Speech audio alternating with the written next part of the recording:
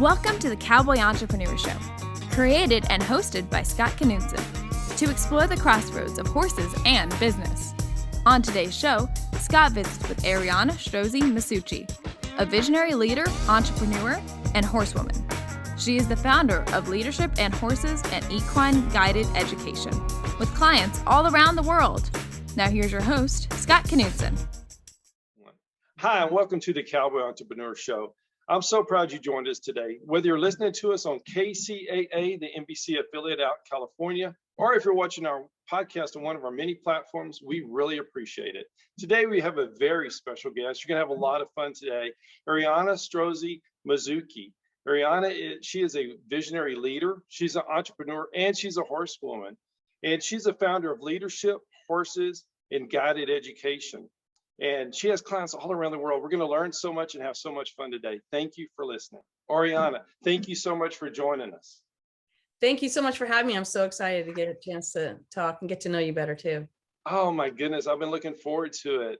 Man, I love that shirt. That is so cool. Thank you. This is one of my new shirts. I love it. Very I was cool. waiting for a special occasion. Today's a special occasion. Oh, that's awesome. That is awesome. So how did this all come about? Because you do so much in the industry around the world. And I read somewhere you had over 6,000 clients. Yeah. So how did this start for you? Gosh, that's a good question, Scott. So, I'm a lifelong horsewoman. I've been around horses my whole life. And my joke used to be that I was trying not to make horses my business, but they've been my business since I was 9 years old. I've been making money with horses since I was 9. Isn't that amazing? And yeah, and they just never let me turn around, So, I went all through growing up. I actually, in hindsight, was very fortunate to be able to have my horses at different stables. So I got to see a lot of different disciplines. And of course, at every stable, there was always one particular discipline, and people were like, this is the way you do horses. And if you don't, it's kind of like there's something wrong with you, really. Right. And I was like, after a while, I was like, no, I really like this part. And I don't like that. I like this. And I kind of had my own way. And it's funny, I just finishing a book, my personal journal, but I realized that in all these stables, I always, for some reason, had my own tack area. Like I had my own sort of little world with the horses that separate from everybody else. I don't know what, that's interesting, but I think it would also help me to just be really true to my own self and see what I see or saw. And I also didn't realize it at the time, but I was also very dyslexic. So I really didn't track in words that people spoke, but I really tracked much more in the energy field and the energy of people, which is how the horses track. And so even as a kid, like 9, 10 years old, I'd see at that time she was a dressage trainer. Every day, the day before her show, that horse would go lame. And I could see it was because she was so stressed out, and stuff. But being a little kid, you just keep your mouth shut and don't say anything. So fast forward, I went to UC Davis and majored in zoology, worked at a lot of other different horse ranches, but I also got to work with all these wild animals. I specialized with birds of prey, so hawks, eagles, and owls. And I worked in the non-domestic ward. So I was working with like alligators and panthers, zoo animals, things that could kill you, Yeah, fascinating. And they taught me the same lessons that the horses had taught me, and through which I teach to this day, that they really see what's on the inside of you, not what you are, they're really being like right at the core of you. Right. And how you feel about yourself and how you believe in yourself or not. So they're just this mirror. And so when you're around these big animals or animals that, can turn around and hurt you, you're thinking, I better know who I am in there. Like, absolutely. I got to stay really authentic and in touch with that, so fast forward, I get out of college, I'm a single mom, and I'm training some horses on the side. I got some riding lessons, but I was like, I got to do, I need to take care of my baby. And So somehow I joined the Chamber of Commerce, like any city has, Sure. and I'm a business and professional woman. I was a young woman, like 25, and these women sort of took me under their wing in a sense. And I got to learn all this leadership stuff and leadership dynamics, and that progressed. The more I studied leadership, the more I thought, wow, who better to tell you when you're being present or centered than a horse? Because leadership really isn't about your title of authority, or it's not about how smart you are, or if you're, and as human beings, we just have leadership all wrong. That's a whole nother topic.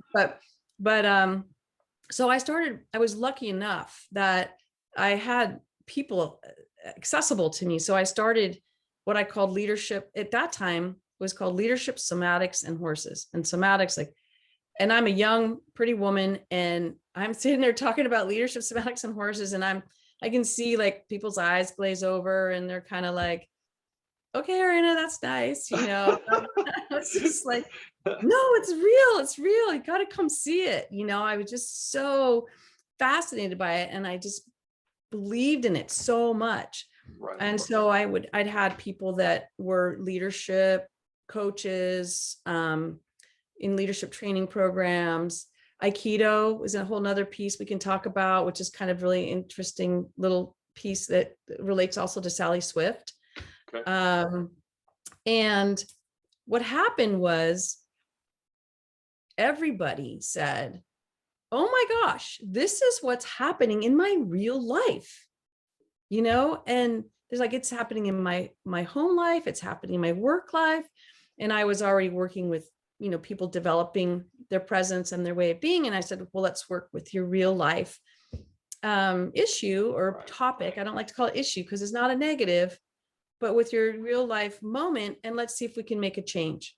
And so the horses were mirroring the underlying moods and attitudes a person had about any subject matter they were talking about. So, when we're going through transition and transformation, sometimes we're stuck in a limiting unconscious self-belief, or too worried about what everybody else is going to think of us, or Absolutely. And yet we have this idea and this dream of the future and how to sort of, unclutter the junk that the self, the junk we're carrying around, the what ifs and doubts and stuff, and like move that, because horses actually are not interested in that at all. Not at all. Not at all. Not at all.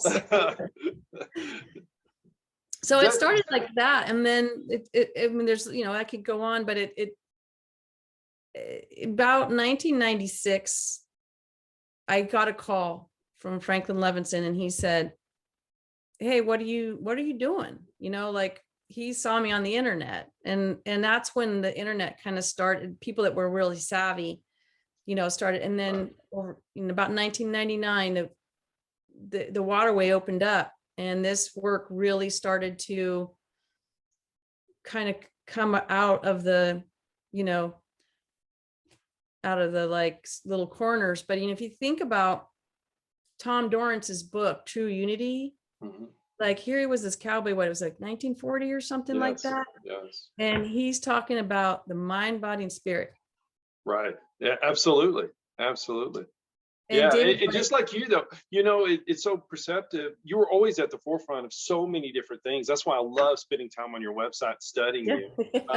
And it's something somebody can learn from. So, when they're listening to us or watching the show, they can learn and take notes from this. And being so perceptive as a 9 or 10-year-old young lady, knowing why that horse went lame when I'm sure other people didn't, that were adults.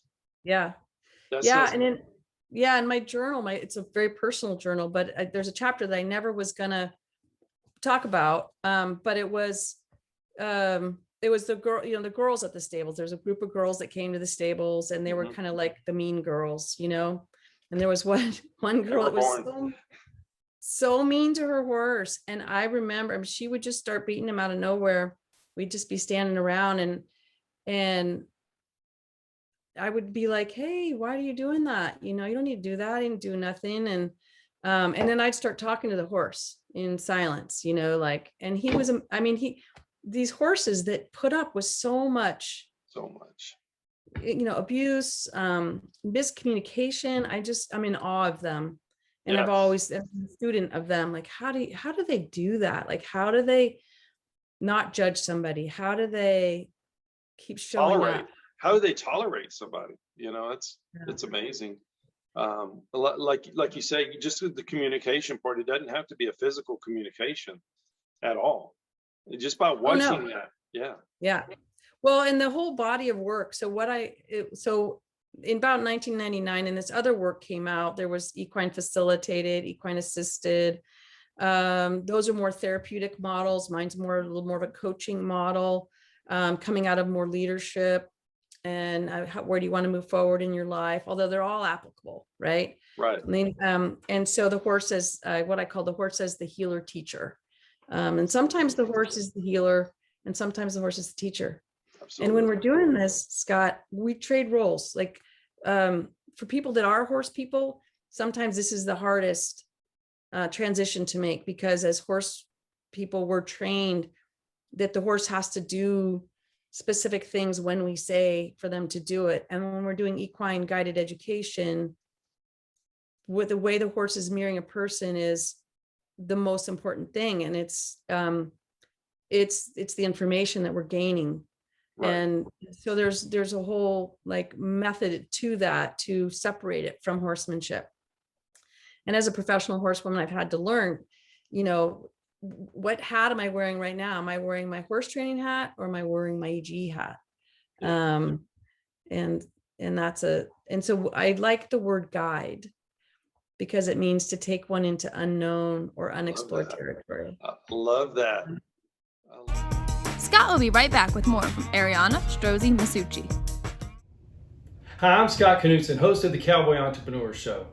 Today, we're going to talk about something I'm really passionate about. Those that know me know I love my coffee. Those that don't, now you know I do. And we've been working on this for several months, and we wanted to get it just right.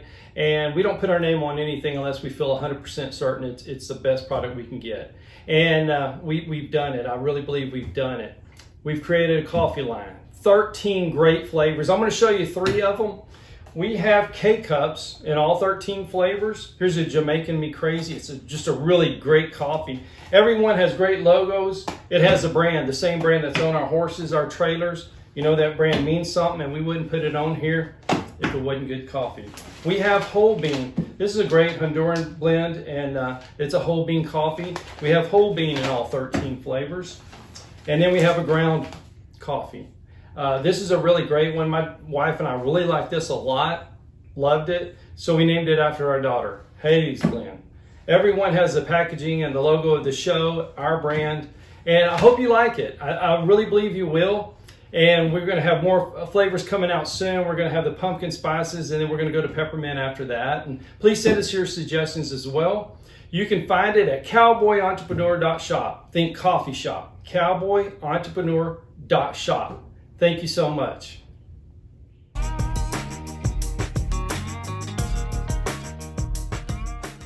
To give up control. When you've been around horses all your life, you think you know everything. And really, I find every day I go to the barn and a horse will teach me something. Whether they'll teach me directly or they'll teach me watching a horse treat another horse a certain way. And once you give up that control, you can learn so much. Yeah. And that's that you're being open and curious. Yes. Instead of being certain and knowing. And right. I think that transition, Scott, is like the keys to the kingdom of freedom. Absolutely. In any relationship. Exactly right. Exactly right. So what discipline did you ride, or have you rode different ones, or which one did you start? When I was a kid, I started out on the trail, and then got into gymkhana for a bit. And then I had a Western, sort of one of those old classic Western English riding teachers. And then we started jumping. I don't know, I might've been like 9 or 10. And I mean, we just started jumping over barrels, and my horse was like a pretty wild, fast pony, and big pony. I mean, she was a little horse, but big. Well, she was not really a little horse. I mean, she wasn't a big horse, but anyway, so we would go to the jump, and I would just fall off because she didn't know how to jump and I didn't know how to jump, and she'd go too soon or too late. And then after a while, she's like, I'm not even going to go over the jump. You're just going to fall off, And so I was thinking, this isn't so fun. And just about then, this lady from England came, and she was teaching dressage and 3-day eventing. So I became her sort of honorable student for many, many years and got really into it. Of course, I loved the jumping, and I loved the speed and the jumping, because it was 3-day eventing. Like, you'd work all year just to go to that 1 or 2 shows. And it was 3 days, and dressage 1 day, and, you know, cross country was my favorite, and then stadium. And we were the fastest. We became actually the fastest, best jumpers in multiple counties. Wow. And that's because Angela, her name was Angela Littlefield. And that's because when she started teaching us, and it was ground poles. It was ground poles for 6 months. You're the one that's responsible for helping your horse to get over that jump. And we're not going to progress until you're ready. And the discipline was fantastic. I mean, it was, so I did that for many years, and we did the dressage. My horse wasn't her favorite thing to do. And then, fast forward to when I was about 30, my main horse, I had to retire, and I was getting a new horse, and I had my second daughter, and I'd had her on my back, in a little backpack, and I'd go to these dressage shows to just like kind of see the scene and what's going on. And I started seeing things differently, Scott. It was like the horses weren't happy. They were pinning their ears and winding their tails. And I had always been a competitor before, and I hadn't seen that. My horse didn't like dressage. I just thought it was her. Or maybe it was the way, whatever, but that's another story. But, and then I started thinking, well, I just really love the paint horses, the paint quarter horses. I love quarter horses. I love paint color horses. And I started thinking, because I was like, so I went out to buy a paint quarter horse like my mare with a big white bald face. And I came home with a Arabian gelding. It was, I was like, what was I thinking? That's the other side. But then I tried to get him to jump, and trying to get an Arab to jump. And everybody says Arabs don't jump. And I'm like, no, I can do that. I can do it. Yeah. And I was up to it. I was like, no, Ariana, this is like a lot harder than it needs to be. And so, then I didn't really want one of the big horses. I mean, I live out in the country. I like my horses to go outside. I'm not a big put them in the stall kind of, person, unless we're showing big time. And so I started thinking, well, what's the horses I love? What do they do best? And they do Western, reining, working cow horse. So I got into reining and working cow horse, fell in love with it. And I had to deconstruct so much of my because in dressage and everything else, you're just really holding on, and you're working. And God, you just had to let it all go. It was so freeing. And then to let the horse do much more of their own natural movement and help them, bring that out. It was just fantastic. It's incredible. What a story, how you just went along with the horse, and the horse told you, what event, and you went there and trusted the horse, and it worked out. And reining is so beautiful. And working cow horse is so beautiful when it's one team, one person, one horse together. Well, and it has dressage and reining are similar in the sense that it takes a lot. You have to be a team. You can't really just buy a horse that's all super up trained and be able to show that horse for very long anyway, right? It's really teamwork, and it really is. Both of those are very demanding. And if you're too insistent with your horse and you're not listening, you can burn them out so fast, but when it's done well, it's so beautiful. Oh, it's gorgeous. It's an artist. It's just beautiful. So there's so much I want to talk to you. So being an entrepreneur, so you're noticing things about horses and problems with horses 9 or 10, and you're trying to figure out how to fix it. What's going on with that. And you're already problem solving, which is a big part of being an entrepreneur. At 20s, in your 20s, you're with the Chamber of Commerce. What advice can you give an entrepreneur, maybe someone listening here on KCAA today, to start? What did you do? What was your first step? So that's a really good question. I think when I was younger, I probably thought maybe I'm not fitting in with everybody else, because I I tried the 9-to-5 job thing, didn't really work so well. And I think the key is, and because being an entrepreneur, and I've done a number of different things, and like you said, I've been ahead of the market. Yes, you have. Like that leadership in horses, I was way ahead. And David White, who's a famous poet, he said something in one of his lectures once, and he said, sometimes the visionary is someone who sees things up to 50 years ahead of their time. So they're out there like Tom Dorrance saying something that everybody doesn't quite understand yet. And then someday it becomes like commonplace or something. Yeah. But I think the key is to be able to just really believe in yourself, like to keep truing to yourself, and to not worry so much about what other people think. Right. I mean, we are a social animal, and horses and humans are social animals. And so the worst fear of a horse or a human is that we might get excommunicated or separated out or something, Right. And I just saw that happening to people, and it was also self-imposed. It's like, why, like with the mean girls, being so mean to the little girls, I'm like, why are you letting them do that? Yeah. And then I tried, anyway, so being like, I would, and also challenge your fears, like when you think, That's well, good. what someone's like, you're like, well, I don't know what my husband's going to think, or I don't know what my dad's going to think. And then you go like, what's the worst thing that's going to happen? What's the worst thing? Right. And they might be like, they might say, well, I mean, I had so many people and the men and everybody say, this is never going to work, Ariana. Hate that. That just fires me up. And it seems like it does you too. Yeah, no, I swear to God, if you want to make me do something, tell me I can't do it. Absolutely. Right? That's a true entrepreneur right there. What do you mean Arabians don't jump? Let me show you. Yeah. I mean, some do, but Absolutely. but how hard do you want to work? But with my one horse, I'm not saying anything about Arabians in general that way. But so that's one thing. And then you got to just keep, it's like my grandfather always said, you fall off the horse, you get back on. Absolutely.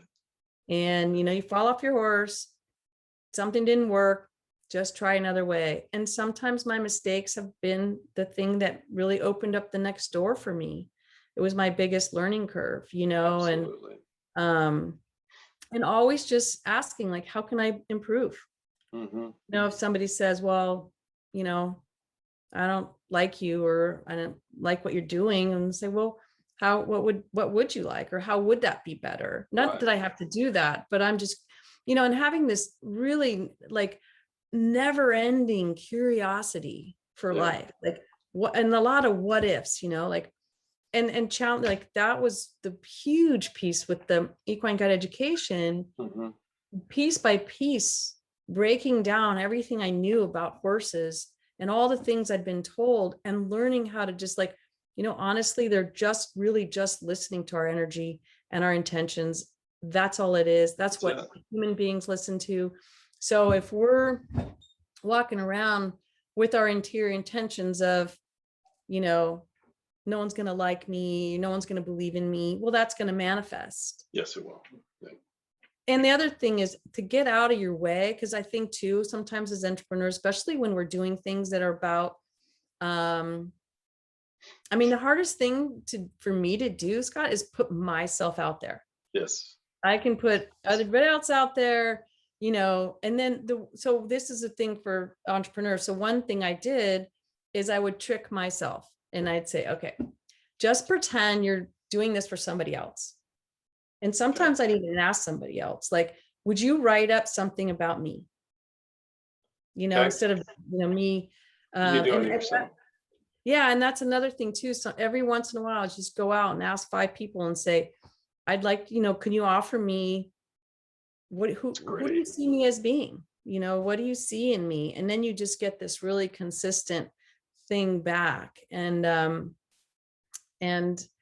so those are things. And, just, like my grandpa said, fall off the horse, you just get back on. You might have to try things at a couple different angles. Yeah. You know? Ariana, that's so great, because even if it's not a horse, if it's your business, and if something's not working, you're not selling your product, you can still try something else to sell it. And like you did, jumping disciplines in the horse world, that's not easy, because if you're in 3-day, the people in the 3-day eventing, that's the only thing in the horse industry. And to go to that, to working cow to reining, that's tough, but you changed your path. And I think that's true. And I think that I didn't act like I knew it all. Yeah. You know, I didn't stay held on to like, well, dressage people do it this way, or, you know, I really immersed myself with fascination into that curiosity and what's their way. It doesn't mean I have to buy everything that they do, you know. So as you were saying, that you brought up something really important, and I think, and very interesting, is that, you know, sometimes you put something out there, let's say you name a program, or you put your offer out there and nobody signs up for it. And instead of just thinking, God, I suck, like, look into that. And I do the same thing. And I'm actually having an issue right now with this new program I'm trying to put forward for another leadership institute. And so I practice what I teach, which is, I always say my favorite line is, horses make decisions based on how they feel, not on how they think. That's awesome. And then coming back, getting out of your head, getting out of the piece of paper and just going, how do I feel about this? Do I have the energy for it? Is this something I'm just pushing through? And is the energy in the field supporting me? Or am I just like banging my head, you know, like against the wall, and nothing's happening, and stopping and going, okay, it's kind of like the crystal ball the crystal with different faces. And I'm just not looking at this from the right face. I need to turn my stone around, you know, and then when you do, at some point it'll just lighten up, you know. Makes sense. Total sense. And that's just being honest and transparent with yourself, asking those questions. And that's wonderful. So when you're rolling out a business, or you are a visionary, there's no doubt. When you're doing it, do you set goals? And if so, how long do you set them out for? Awesome. Yeah. You know, I do. Awesome. I do. This time of year, at the end of the year, beginning of the new year, I sit down and I actually write down my goals. That's cool. And then every once in a while, I will do my 5-year, 10-year plan, especially when I'm starting something really new. So I did a lot of, in fact, I just found a piece of paper the other day with my leadership and horse goals from like 2000, 2005. I'm cool. Like, damn, I did it, you know? Oh man. But it's the power of intention. And there's movies and books written on that. And I'm a firm believer of that. And so the way I would encourage people to do it, the way I do it is, sometimes it's a monetary thing that you're going for, or maybe it's an identity piece in terms of getting known or getting seen. And so for me, and I have run several different businesses, many of which are still very successful to this day, that I've, moved on to other owners and stuff, is I will do it first from I like to do it first from a financial thing, in terms of like, how much do I want to make in a year? How much would that be a month? How many clients, or customers would I need to serve? That kind of thing. And sometimes there's a combination of, I need to get myself out there, which I haven't done in a couple of years, but when I was really doing that, it was like, how many colleges do I want to speak at? How many trade shows do I want to go to, or horse expos, or, those kind of things. Right. And, you got to spend money to make money too. So, and then having a game, or I like to have a game or a challenge. Obviously I'm like challenge, so don't tell anybody that. I'll keep your secret. but in a good way, right? But yeah.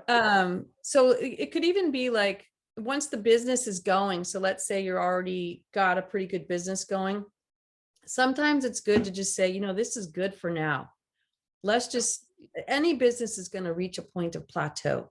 Sure. where it's just the smooth running ship. And, you know, sometimes that's really nice to have. And sometimes we're kind of thinking we just got to keep pushing it up and pushing it up and pushing it up. And then it's not working. And sometimes you got to, maybe it's just time to enjoy the plateau. Yeah. So there's this plateau where you're, you know, it's a smooth running ship. And to really take time sometimes to appreciate that, because sometimes we just want to keep pushing it up and making it more and more. And that's a place where I'm really at now with people that I work with, is like, what's healthy success? Right. That's good. You know, because we are, you know, success, especially entrepreneurs, success is always like, yes, what's the next bar? What's the next bar? The higher jump, right. And to finally at some point go, actually, this is really sustainable, really good, and actually feels good. And I could maybe hang out here for a year or two until it feels right to take that, you know, to the next level. Because to take it to the next level really requires a lot more than you think it does. It's more than just keeping it going. And I've seen, you know, some of my competitors in this field take a big hit when they just thought, you know, their book came out and they just thought, this is going to be like this forever. It's like going to be this increasing forever chart, you know, and so really appreciating that plateau and not seeing that as a negative, but it really time to gather your resources. It's kind of like thinking about the herd, the horses out in the wild. Like, they don't just go, run. You know, they take time to, maybe this is a nice area, I might hang out here for a while, you know. Survey the landscape. They're very resource efficient, you know. Yes, absolutely. I love that about being healthy too, the healthy plateaus, because I do see that a lot. You know, everybody, as an entrepreneur or somebody that's a competitor, you always want to just jump to the top. And sometimes on that way, stopping is so important, just to look around before you make that next step. And enjoy it. Absolutely. Like, be satisfied, because that actually is energy that feeds your soul. Mm-hmm. Yes. Yeah. It does. Because, you know, being an entrepreneur, you chose the business. It's your business. So you got to enjoy it. Because if you don't enjoy it, who the heck else will? Yeah. Well, and then too, even being an entrepreneur, sometimes what we started out doing with the horses, pretty soon I'm in here in my library on the computer doing stuff to market or to, you know, talk to people. And that's the new thing for me, is the computer, the amount of time that it takes for us to do all the technology pieces that we need to do. And then I'm hiring somebody to go outside, and I'm like, well, I should be out there. Yeah, you know, absolutely. Absolutely. I gotta switch it and have somebody in here so I can be out there. Yeah. And you're needed everywhere. Thank you for listening to the Cowboy Entrepreneur Show. Scott will be right back with Ariana Strozzi Mazzucchi. For more information on Scott Knudsen, the Cowboy Entrepreneur, visit us online at cowboyentrepreneur.com. So when you do your goals and you look at them at the end of the year, or when you do see them, and if there's someone there you did, that's great. Do you focus on that part of it, or do you focus on the ones you didn't hit? Good question. Usually I end up pretty much hitting my targets. When I don't, that's awesome. Yeah. When I don't, I just do that reflection, like, what was I pushing too much? Was I asking for too much increase?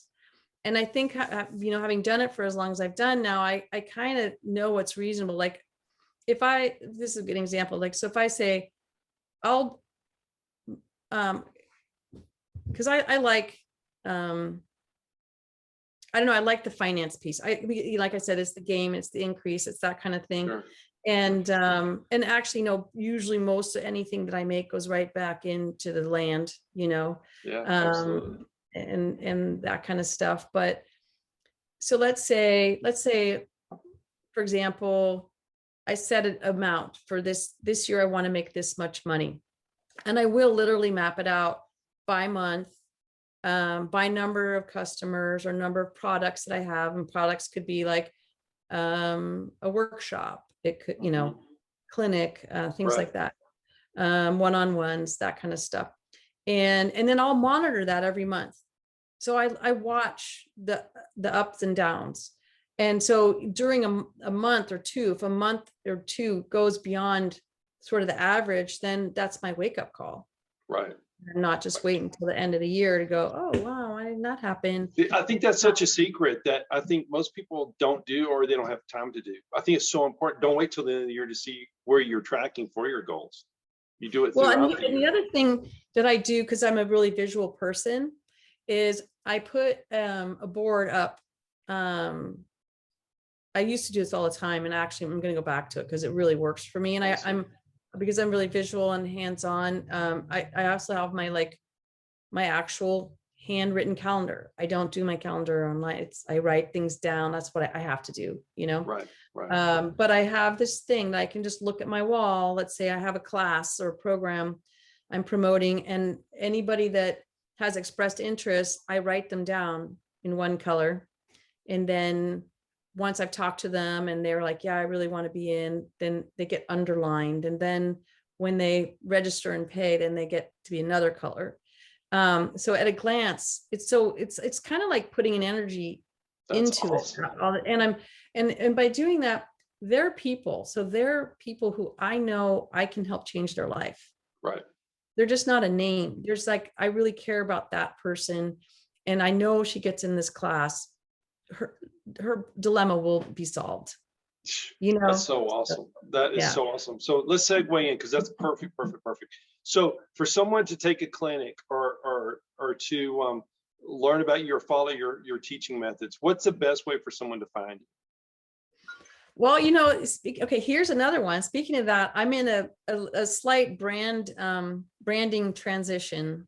Okay. So, and that being said, it's important, I think, to do that every so often, especially if you're going to be a clinician. I agree.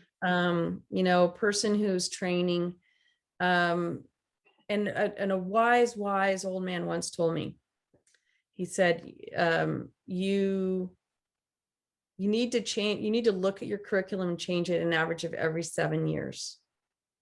Okay. And that's in the leadership and coaching business, but I see that to be so. And you can look at the last 7 years, even just how things change, and even with COVID and what we're dealing with, like, you know, that like last year, 2020, December, I was like, okay, I've been spending the last, whatever, 10 or more years, branding it myself against my competition, because I wanted my brand of SkyHorse Equine Guided Education to be there, because it's one of the 3 methods that's out there. And I used to have an association, and I held 8 international conferences, and I brought people from all around the world, so that I didn't have to travel all around, but I got to see all of the pioneers and all the people that were doing this kind of work, and all the different, you know, styles. Sure. And then at one point I was like, okay, I'm spending all my time doing this, but I really want to take care of my clients and my students. And it became very political. It was really about politicking, you know, and so I backed out of that. And so the way people can get a hold of me now is, it's like in December last year, I was calling my work, which it's still called Equine Guided Somatics, which is, a lot of people don't even know what that means. So tell us. It was very specific. Tell us real quick. Tell us. Yeah. Well, so somatics is actually very up and coming right now. But what it means is the mind, the body, and the spirit as a unity, just like Tom Dorrance was saying. And you can't separate them out. So it's not enough to change your mind to change your behavior. Right. You have to change the body. And the body is your animal body. It's your instinctive body. It's your first responder, you know, and it holds all of your memory and all of your history, just like a horse does too. Yes. You know, so the horse has a traumatic memory. He's always going to have that. And certain sights, sounds, smells are going to trigger that. It's the same thing for us.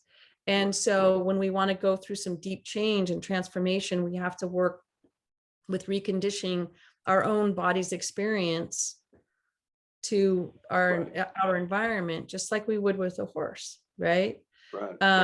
And so, and so then coming through COVID, and that's interesting too, because a lot of my business has become very international. So I have people flying on planes and stuff. And with COVID, that stopped. Sure. So, and I've known for a long time that intuitively, I knew there's going to come a time when maybe people aren't going to be flying on planes all the time. And my business is heavily relying on that.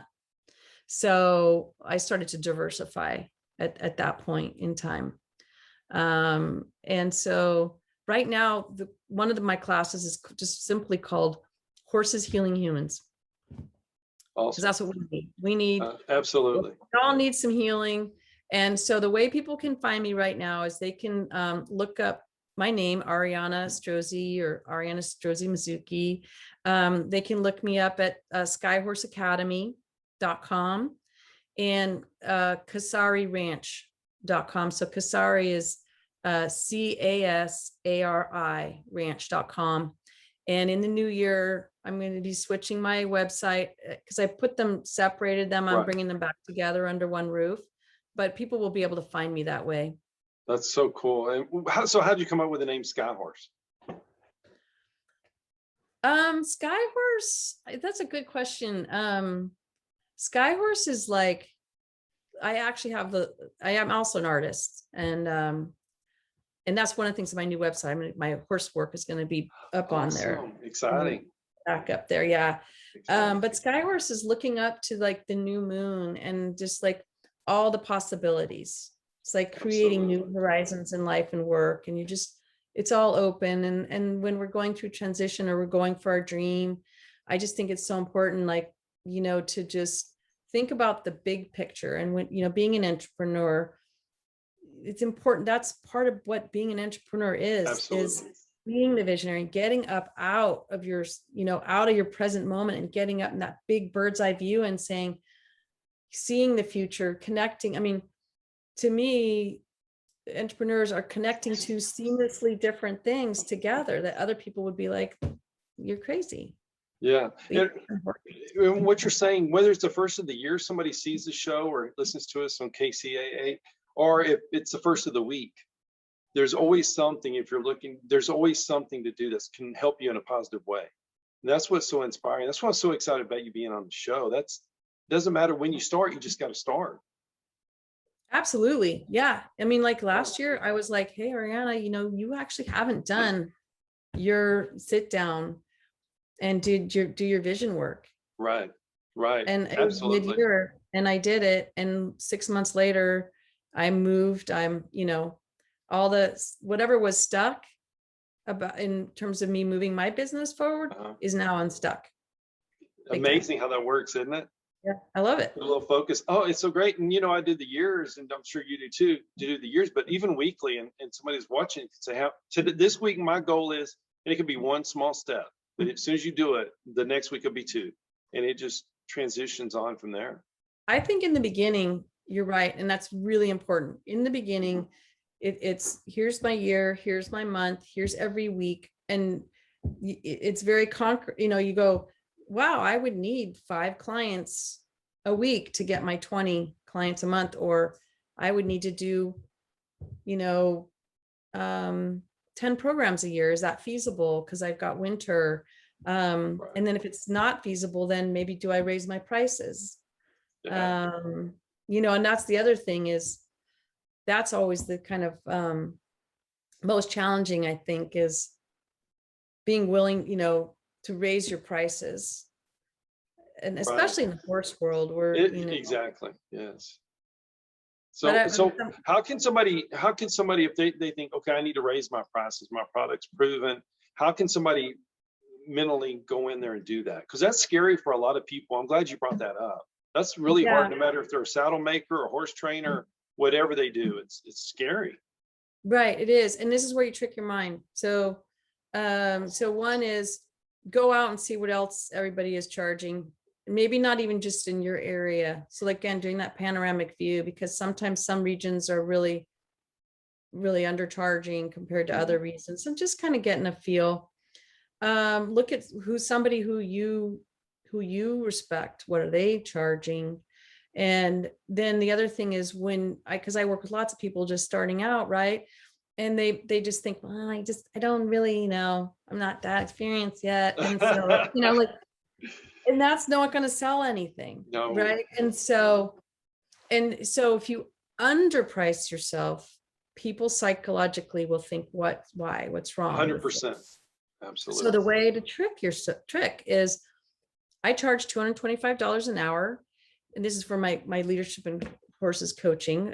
I charge $85 to $100 an hour for my equine, which is interesting, right? So for my horse training, it's like, why am I charging less? Well, the truth is, when I'm training horses, it's like, I can do it with my eyes closed. I don't have to use a lot of brain cells.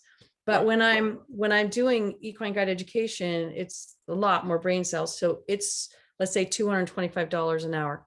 Now, the way you can trick your mind is you have to learn how to embody, like, oh yeah, I charge $225 an hour. And because Jane, I'd be happy to do that for you for $175.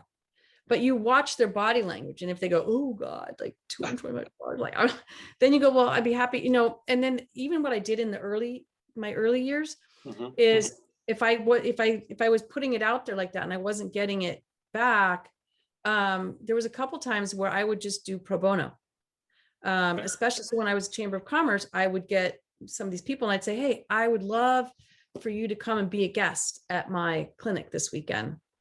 So let's say I have a clinic and I only have 5 people signed up, but I really wanted 10. Then I go out and find people to help fill those seats, because the class will be better. Yes. For everybody if it's a little more.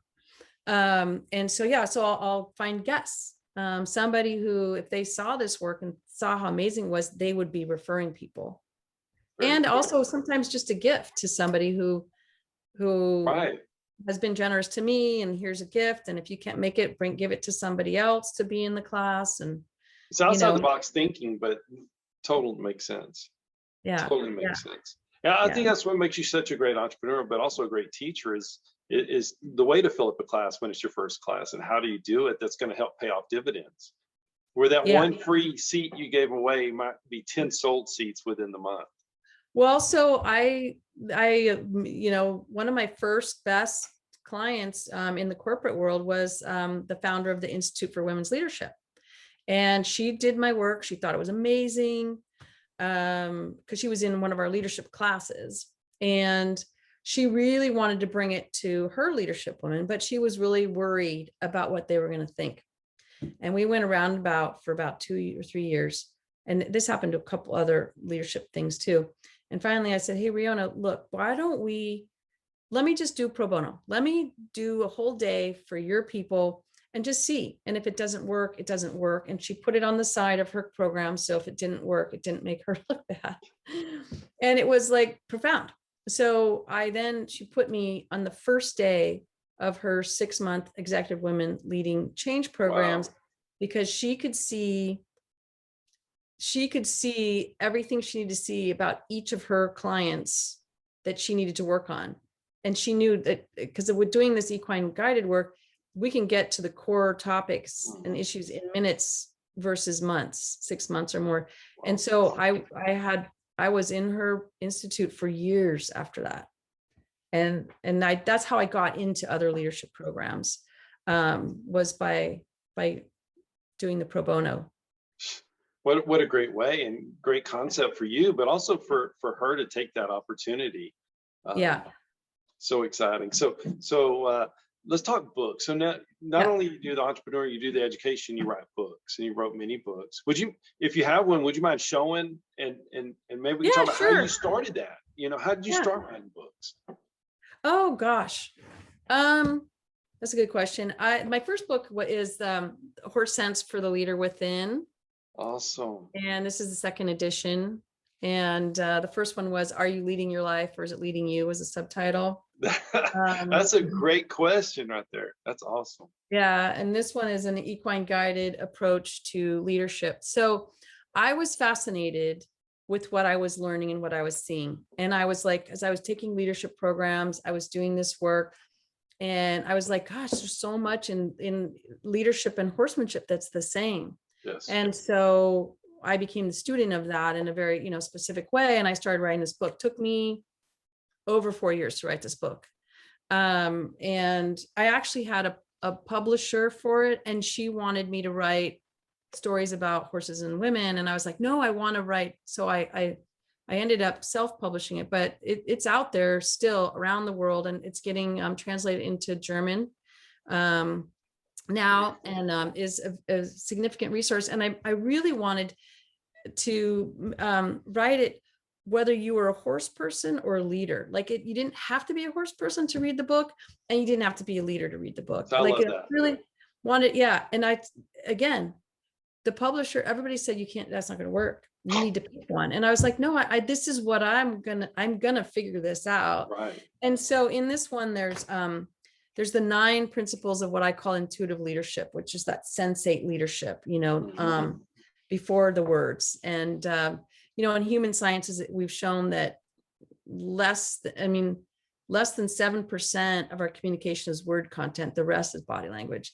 Wow. And tone of voice. And that's what the horses are listening to. that's the world they live in. So that they become our teachers of how they are assessing and listening to that. And then we often go like, I actually feel the same way, but Yeah. I now I got some confirmation for that,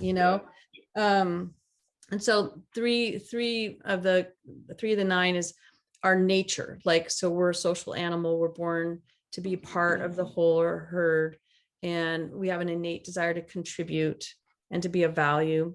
And we need a place of belonging. And that we also, fear is an important part of our life that we need to not just shy away from, but we also shouldn't be afraid of it either. Yeah. Right. And that's the same with horses. We have the same, one thing I'll just say, Scott, is like, there's other practitioners out there that say the reason why we can do this work is because the horse is a prey animal. And I don't agree with that. We can do this because we have the same instinct to connect. Right. And I've bred horses, like a horse is born, he's like, who are you? Curious. Yeah. And then the other 6 are like trust, intention, intuition, confidence, curiosity, these universal principles, and that any social animal is looking for, to build a bond or whatever. And then I also have a very old, at this point, intuitive horsemanship DVD that was just for horsemanship. I used to do a lot more horsemanship clinics, but I was using my horses all the time and they got kind of burned out. But now that I moved this other place, I can have people bring their horses.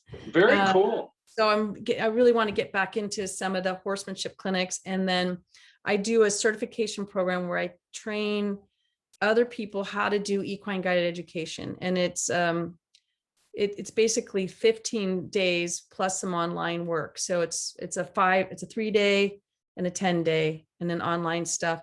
And I have a book. This is a little more technical for that one. And it's Equine Guided Education. And it's Horses Healing Humans, Healing Earth is its subtitle. Very cool. And it tells you not only about that, but it's also there's somatics and spirits piece in here, the nature. So nature's a huge part of this. Like horses are around nature, and nature is also our teacher. And so I weave some of that, dealing with fear, moving forward. And so this is sort of, it can be considered a technical book, but it's also very informative on all different levels. And actually, I think Kansas has a chapter in here too. Does she really? Oh, very cool. Yeah. Very cool. So when you started writing your book, did you always want to be a writer? Because I feel there's a lot of people, whether they're listening to us on the radio on KCA or watching our podcast, that are like, I really want to write a book, but I don't know how. I don't really, and they're afraid. Or they don't know. No. So how did you start? I've always been an artist. My mom always said I was not a writer. I could never, I went to school pre-med and pre-vet. So, and I was taught and raised to have very high grades, and I could not get an A in English for my life ever. And now look. And and my mom was like, you're not a writer. My father's was a prolific writer. My ex-husband was also a writer. And so I was just like, not me. And so I don't know, when I started writing, like I said, I was reading a lot. So that was helping too, because I would read things that I was like, yeah, I can relate to that or whatever. And it kind of gave me, oh, you know what it was when I was in college in zoology, I had to write science papers, and science papers were very organized. And you sort of have this, your theory, your experiment, how you document your theory. And that helped me to structure the concept of the book. And then at some point I was compelled, like, I need this out there. I have to do it. I don't know why, kind of feeling. And it was hard to discipline myself. And so how I did that was I was like, okay, Ariana, this is an art. It's a form of art. Absolutely. It's taking you away from your canvas, but it's a piece of art. And then just keep, just keep showing up and just keep showing up.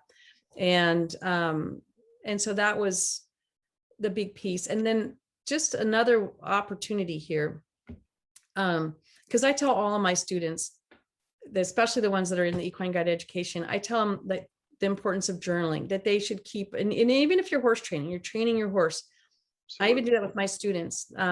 They have a new horse or they're just beginning. I say, always write a journal down about what happened, because someday you're going to look back and you're going to realize all the things you've learned, and one of the things I did, again, learning to trick myself, was, so I've been writing this journal for like 15 years. And this was a personal journal. It wasn't like I did this with a horse or I did that, but I made myself a pen name so that nobody would have to know that I was actually writing about me.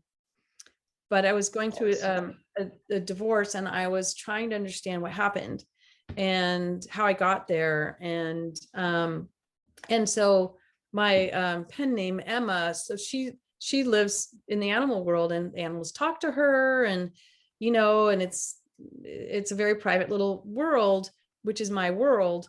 But I didn't, what would my dad think if he knew that I, right. And right. That, like once my dad said something like, he said, well, Ariana, you don't actually tell people that animals talk to them, do you? And I by then I was kind of like, Dad, of course, right? But I said, well, I said instead, well, I don't tell them what an animal says to them, but if they feel like the animal or the horse talk to them, I go with that. And that was very that. Good. Very smooth, very smooth. Oh my goodness. So I love the journaling part, especially even training horses, because if you write it down, and I just started trying to do this more and more every day, you start seeing a pattern. If you look back, and you can kind of see different patterns. It helps me. Yeah. And it is. And then and especially when you're working with even like a client and their horse, because even the certain things a person says, and you write that down, and then later on you're like, okay, here's that pattern. Yeah. And that's the other thing, like being a horse trainer and riding instructor, I saw very early that when that person hit the point of limitation, it was something, in their unconscious that was stopping them from being able to progress. But being an educator, when you're talking to people, whenever they see past that fog and they see they can do it, and they're transparent and they're very clear, and you see them transition to what they really want to be, what kind of feeling is that?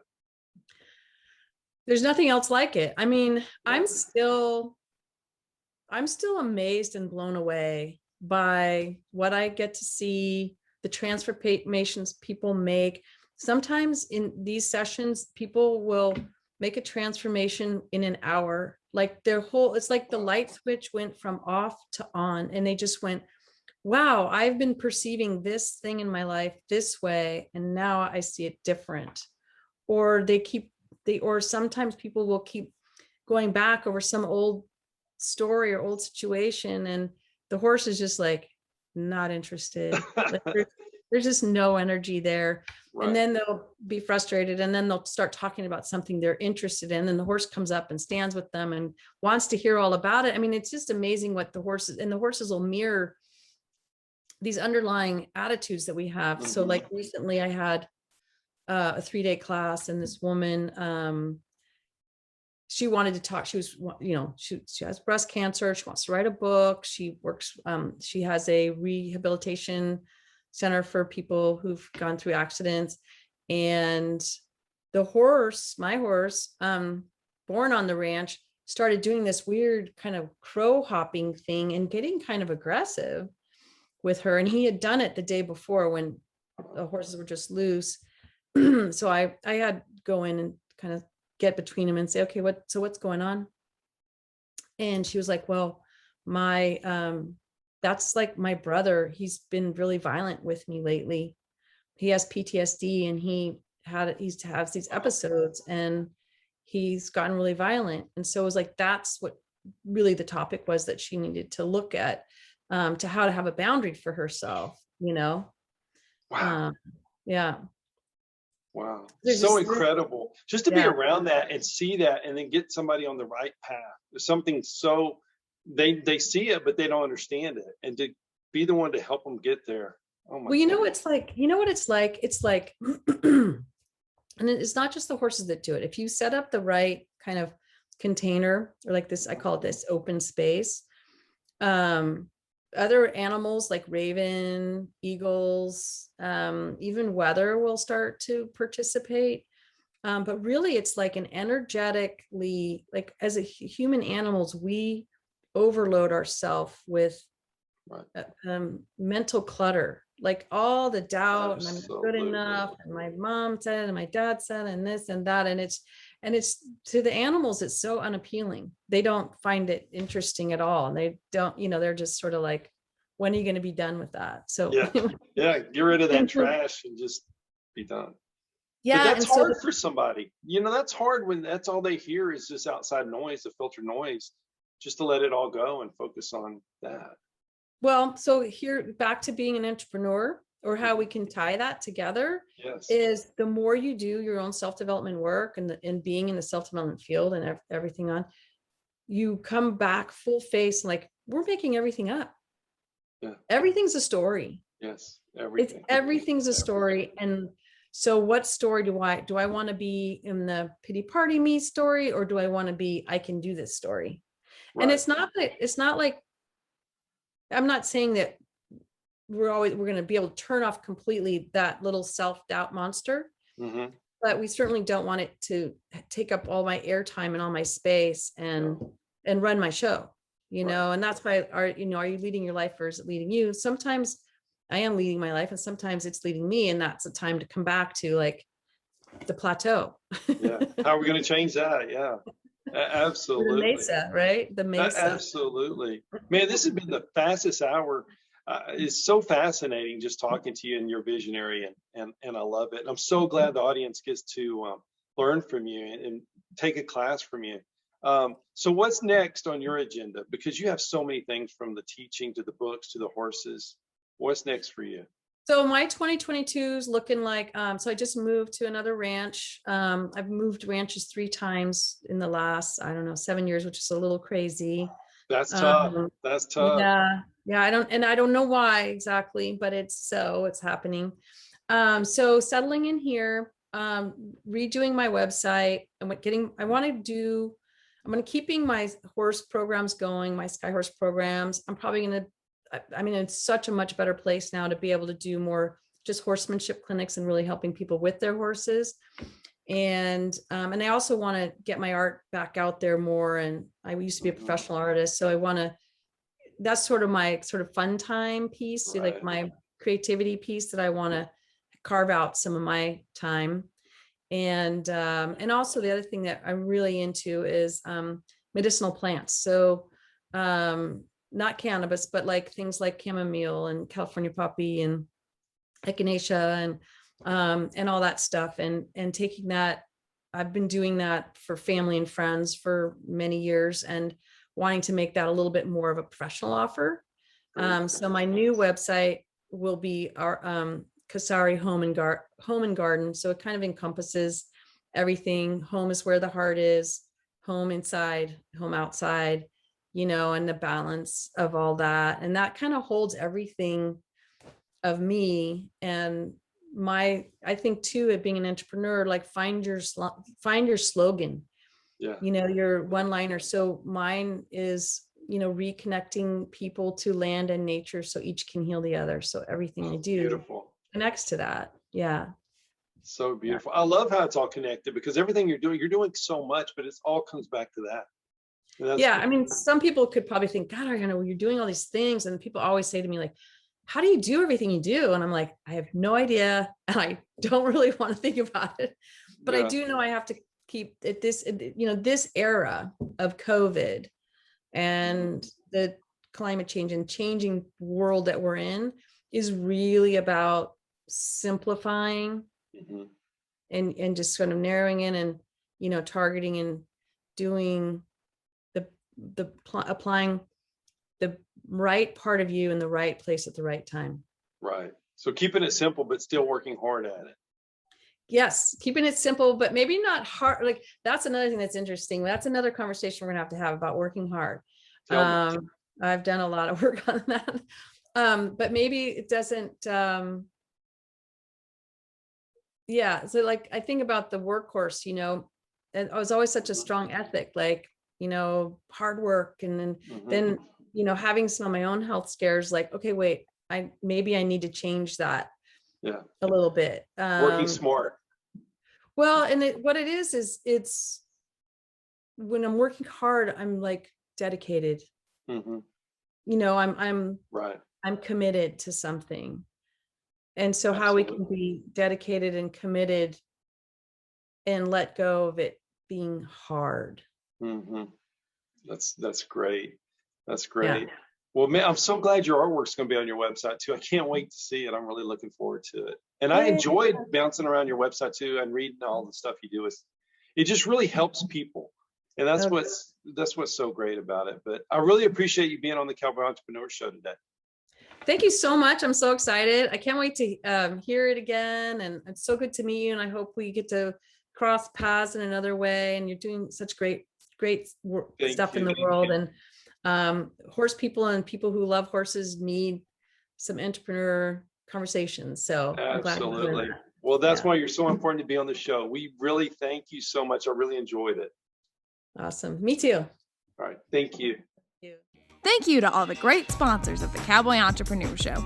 For more information about today's guest, Ariana Strozzi Mazzucchi, please visit her website, SkyHorseAcademy.com. If you or your business is interested in being a sponsor of the Cowboy Entrepreneur Show, please call our office at 830-992-1786 or visit our website, cowboyentrepreneur.com.